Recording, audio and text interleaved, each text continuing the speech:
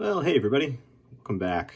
We are on the workbench again, and I happen to be looking through the train that's going to bring the cotton belt car onto the layout from staging, and I saw this one, and this is the other car Jason, the train freak, and I have in common, and I'm going to go ahead and weather this one too, just by sheer dumb luck. I was bringing this onto the layout, so I've added a new waybill.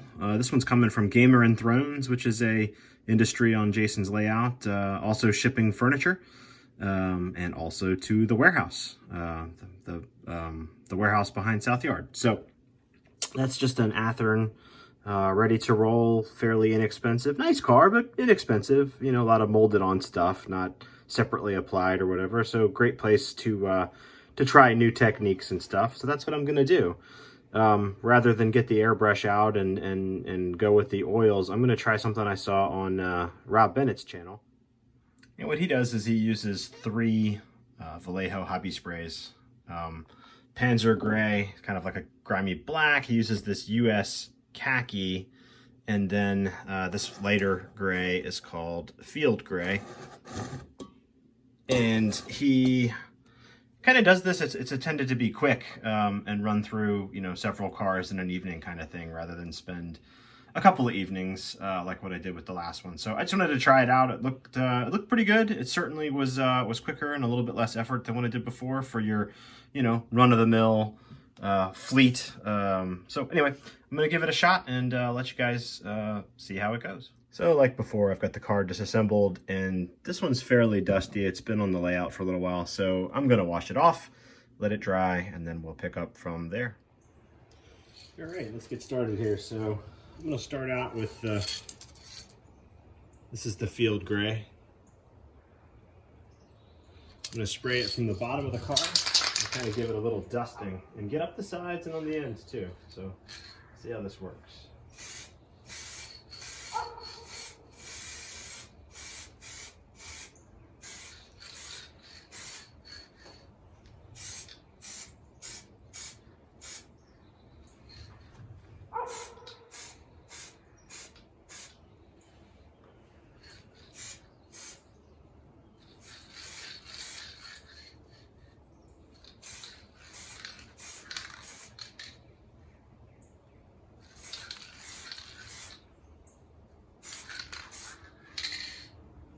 Let that dry for a minute.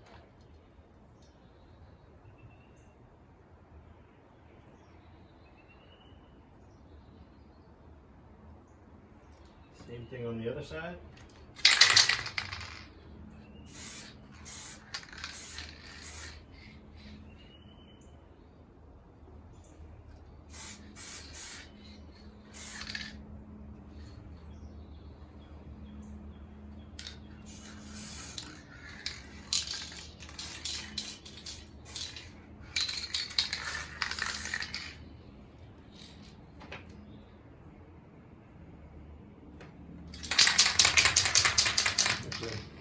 Before I do that, let's do the wheels and trucks. And for that, I'm going to start with just Panzer Gray. Get that in frame there.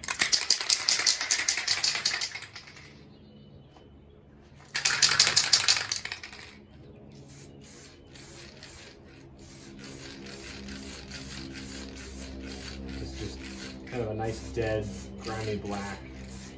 Kind of deaden the color of the trucks a bit. And do the same thing with the wheels. Deaden all that bright color.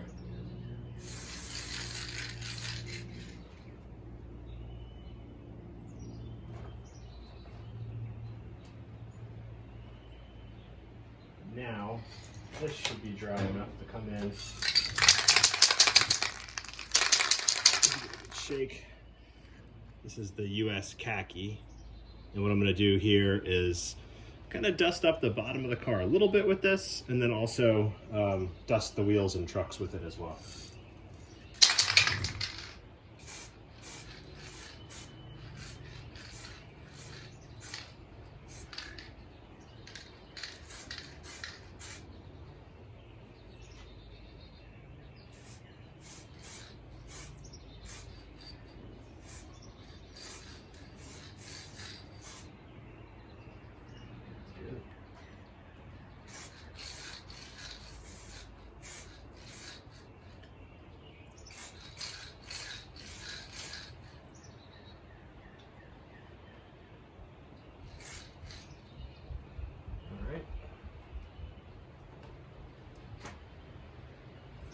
last thing I want to do is hit the top of the car with just a little bit of this back to the lighter gray.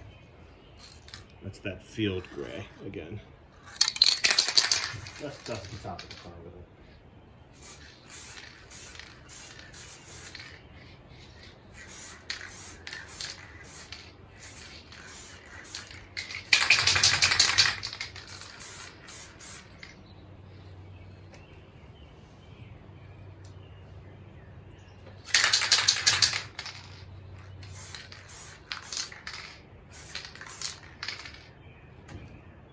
All right, we'll let that dry, see what it looks like, and we'll come back. All right, so I took the car up to the layout room, got under layout lighting. I think this side of it needs a little bit more of the field gray. Just really lightly, not too much.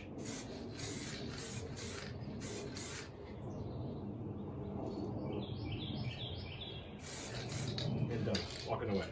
Okay. Little touch of this US taxi color just along the bottom.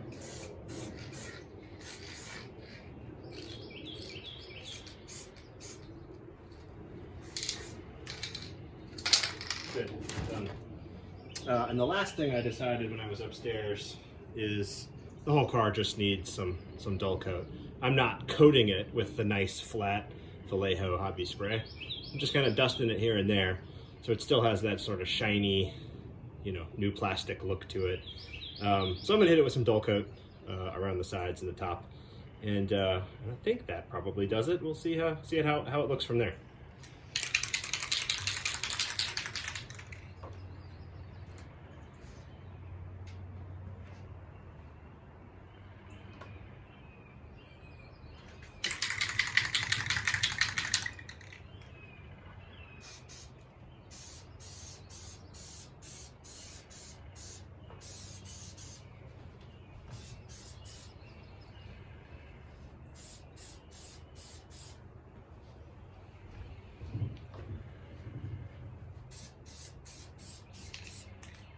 All right, let that cure. And one more tip if you're using a painting jig like I do for the wheels. I go in and polish off the tips of the wheels. I just use a very fine, fine bit of sandpaper or fine emery board or something like that just to take the paint off. So you can see the one on the left is shiny on the point of it where it sits inside the truck again. And the one on the right still has the paint. So I figure I probably don't want that gumming up the works inside the truck, so I just take it off.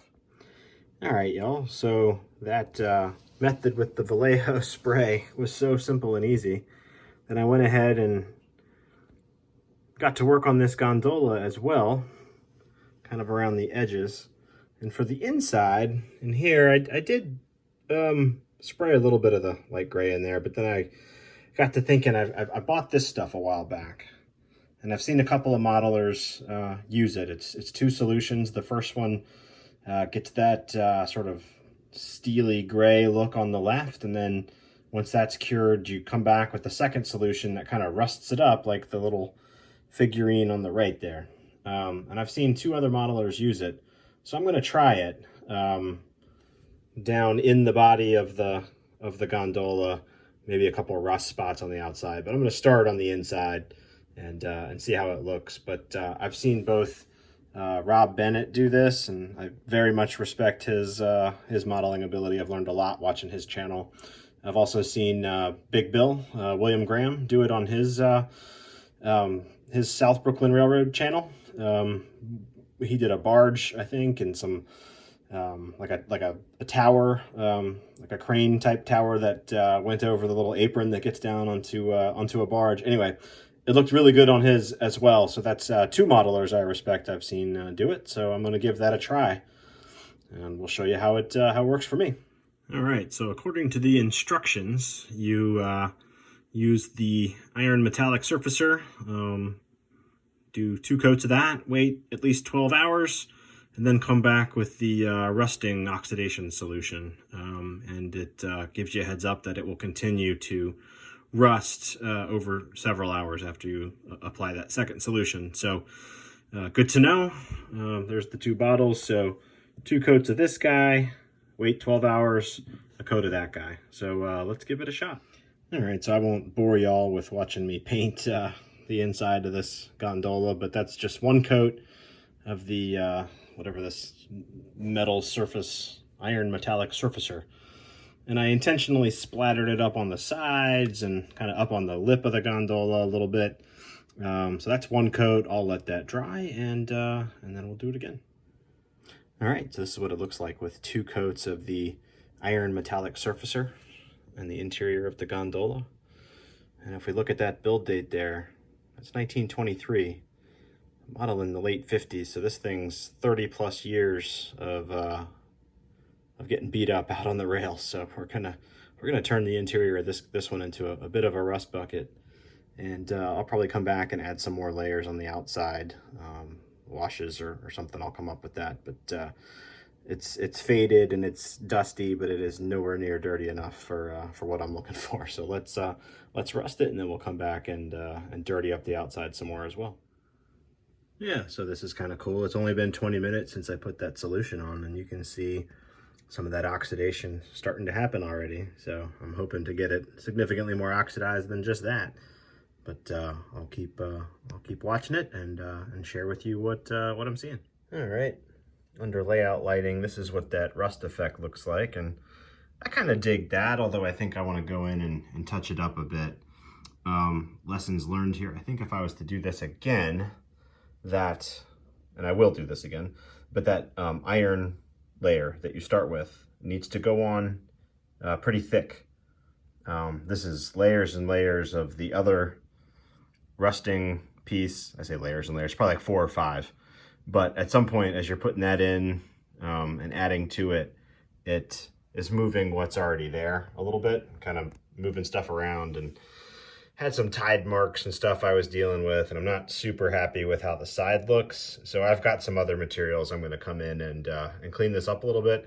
So I think I'm going to try this again, and I can definitely fix this on another gondola. But for this one, I'm going to move from that material to maybe some dusts to kind of touch this up and finish it off. So when I come back, I'll show you that. All right, so just a couple minutes over on the workbench with some Bragdon Enterprises rust powders, and I basically hit each of those ribs with a darker rust, and then kind of in the spaces in between the ribs, the panels, came in with a little bit of light here and there, and kind of got down inside of it and smoothed things out a bit and kind of hid some of those tide marks with the powders. So sorry for the shaky camera.